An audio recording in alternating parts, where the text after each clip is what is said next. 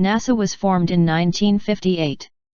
Responding to the successful launch of the Soviet space satellite Sputnik, President Dwight Eisenhower signs the National Aeronautics and Space Act, officially establishing NASA. NASA was formed in 1958 partly out of a previously existing government agency called NACA that just dealt with aeronautics and then with the early space program that was being developed by the Army and the Air Force. Morrison. The President and Congress established NASA as part of the Department of Defense. One of the main reasons was to prevent the Soviets from stealing U.S. technology, but many people believe the real motive for this classification was not to hide information from the Soviets but to keep it secret from the American public. The Brookings report, which was commissioned by NASA right after NASA itself was created, essentially was commissioned for the purpose of deciding what NASA should do if in fact they made some sort of extraterrestrial contact, if they either found artifacts on the Moon or on Mars, or if they had direct contact with a superior intelligence, what they should do, and the Brookings report says very specifically, number 1, don't tell anybody. If you tell anybody, it will shatter the fabric of our civilization. It will destroy us. Bara. Researchers believe the connection to ancient Egyptian beliefs can also be found in the emblem of NASA's Apollo space program. They claim that the large A in the star field stands not for the Greek god Apollo but for Asar, the Egyptian god more commonly known as Osiris. The question many have raised, why has NASA utilized ancient historical symbols and mythology in their logos and missions? Why would a technologically oriented institution pay attention to ancient symbols?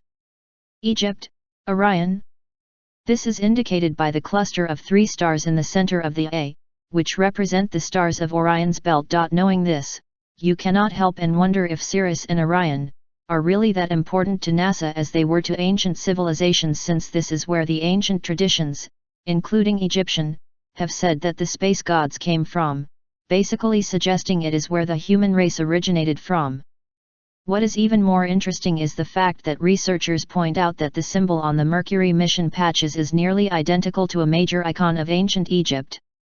When you observe the mission patch, you cannot help but see that the symbol is almost identical to the Egyptian, which is ironic that you have this type of Egyptian symbolism when you should have a representation of Mercury the messenger, having said that the symbol used in the Mercury should be a Greek symbol rather than the Egyptian.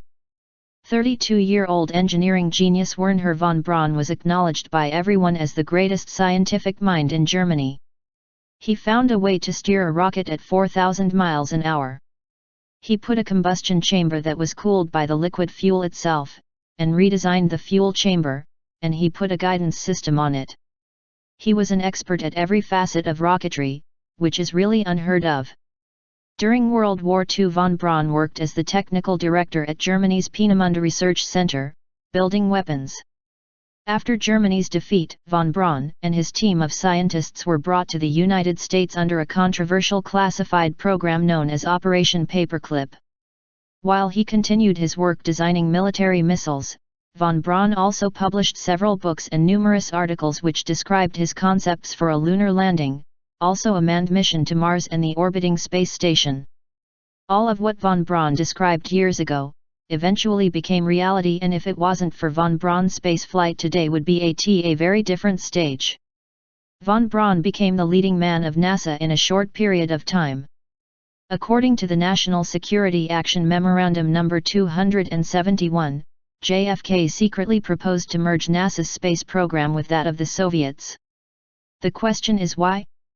When it appeared that Americans were finally moving ahead in the race for space, would JFK offer to share technologies with America's rival?